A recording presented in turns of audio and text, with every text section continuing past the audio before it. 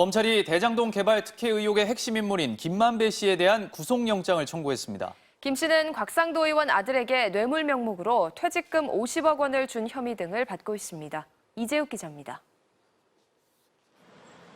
검찰이 화천대유 대주주 김만배 씨에 대해 뇌물 공여와 업무상 배임 등의 혐의로 구속영장을 청구했습니다. 김 씨를 불러 조사한 뒤 17시간 만에 전격적으로 이뤄진 조치입니다. 김 씨는 앞서 구속된 유동규 전 성남도시개발공사 본부장에게 700억 원을 주기로 하고 먼저 5억 원을 뇌물로 줬다는 의혹을 받고 있습니다. 또 유 전 본부장과 공모해 민간 사업자들에게 이익을 몰아줘 그만큼 성남시에 손해를 입혔다는 업무상 배임 혐의도 받고 있습니다. 검찰은 김 씨가 곽상도 의원의 아들에게 퇴직금 등으로 50억 원을 준 것도 곽 의원을 염두한 뇌물이라고 보고 있습니다. 아울러 검찰은 김 씨가 화천대유에서 빌린 473억 원 가운데 사용처가 명확하지 않은 55억 원의 횡령 혐의를 적용했습니다. 이에 김 씨 측은 정영학 회계사의 녹취 파일을 언급하면서 신빙성이 의심되는 녹취록을 주된 증거로 구속영장을 청구한 데 우려를 표한다고 반발했습니다. 김 씨의 구속 전 피의자 신문은 내일 오전 서울중앙지법에서 열리고 구속 여부는 이르면 내일 밤 결정됩니다.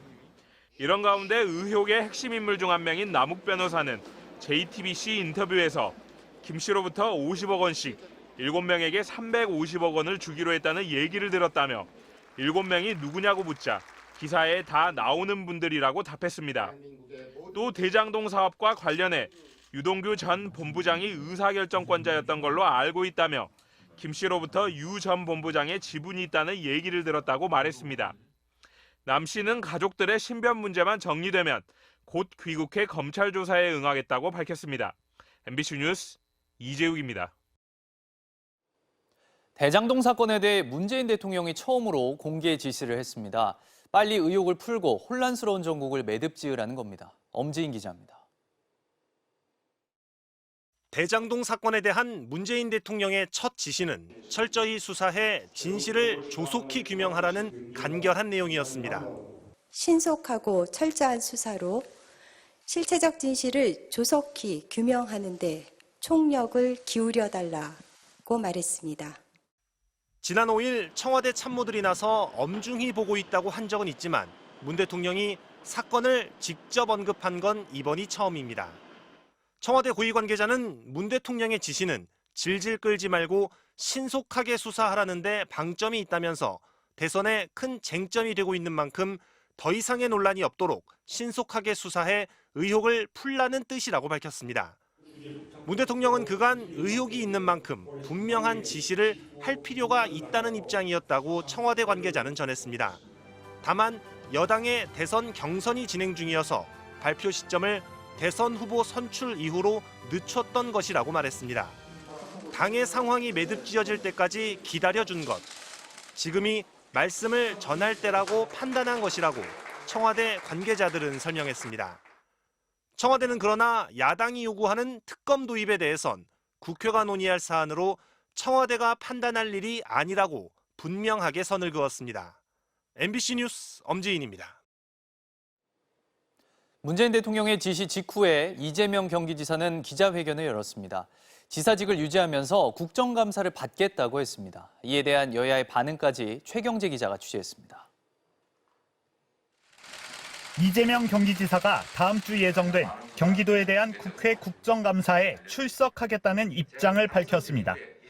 야당의 맹공이 예상되지만 이 지사는 오히려 대장동 개발의 내용을 설명할 좋은 기회가 될 거라고 말했습니다. 정치 공세가 예상되지만 오히려 대장동 개발 사업의 구체적 내용과 또 행정 성과를 실적을 설명하는 좋은 기회가 될 것으로.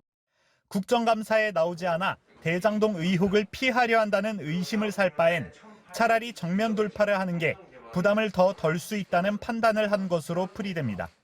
또 유동규 전 본부장의 구속과 관련해선 관리 책임에 대한 유감 표명에 이어 사과의 뜻을 밝히며 거듭 자세를 낮췄습니다.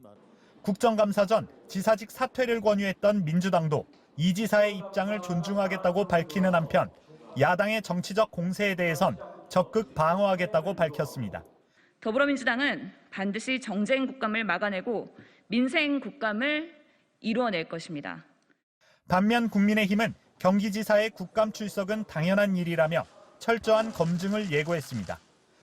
매우 치밀하고 그리고 아주 철저하게 이 사건의 진상을 파헤칠 수 있도록 당력을 기울일 것입니다. 또 검경에 철저한 수사를 당부한 문재인 대통령의 언급에 대해선 특검에 대해 이런 반구가 없었다고 평가절하했습니다. MBC 뉴스 최경재입니다.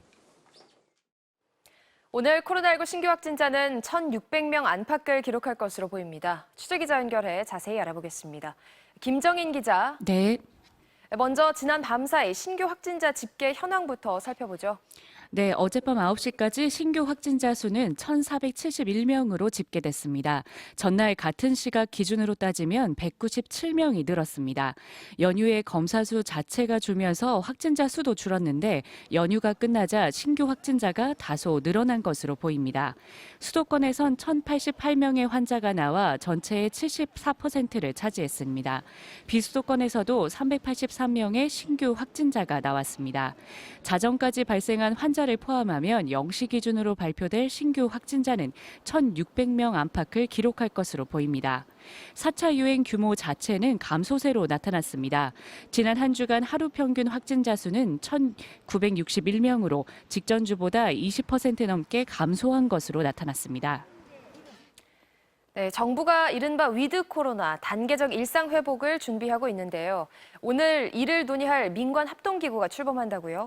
네, 오늘 코로나19 일상회복지원위원회가 공식 출범합니다. 위원회는 오늘 오전 9시 정부 서울청사 별관에서 첫 회의를 열고 다음 달 단계적 일상회복으로 전환하기 위해 분야별 의견을 모읍니다. 오늘 회의에는 위원장인 국무총리와 복지부와 질병관리청 등 관계부처, 민간 위원들이 참석합니다. 정부는 최근 백신 접종의 효과로 4차 유행 규모가 전반적으로는 감소세로 전환되고 있다고 분석했는데요. 다만 연휴 여파가 변수가 될 수 있어 아직은 살얼음판 같은 상황인 것으로 보고 추이를 지켜보고 있습니다. 정부는 이번 주 금요일 일상회복 전 마지막 거리두기 조정안을 발표하는데요. 접종 완료자에게 방역 조치를 완화하는 내용이 포함될 가능성이 있습니다. 지금까지 통합뉴스룸에서 전해드렸습니다. 이재용 삼성전자 부회장이 어제 첫 공판에서 프로포폴 불법 투약 혐의를 모두 인정했습니다. 이제는 약물에 대한 의존성에서 완전히 벗어났다며 선처를 호소했습니다. 신재용 기자입니다. 이재용 삼성전자 부회장이 향정신성 마취제인 프로포폴 불법 투약 혐의로 다시 법정에 출석했습니다. 여전히 불법 투약한 적 없다는 입장은 그대로신가요? 이 부회장은 서울 강남의 한 성형외과에서 프로포폴을 상습적으로 불법 투약한 혐의를 받고 있습니다. 1차로 밝혀진 건 2015년부터 4년간 38차례였는데 추가 수사로 이후 1년 동안 3차례 더 프로포폴을 맞은 혐의가 추가됐습니다. 수사 과정에서 불법적인 투약은 없었다며 혐의를 줄곧 부인해온 이 부회장은 첫 재판에서 돌연 모든 혐의를 인정했습니다. 이 부회장 측 변호인은 의사 처방에 따른 투약이었지만 주의 깊지 못했다며 다만 선친의 와병과 국정농단 사태 등 삼성그룹 위기를 자기 책임이라며 자책하던 시기였던 점을 참작해달라고 호소했습니다.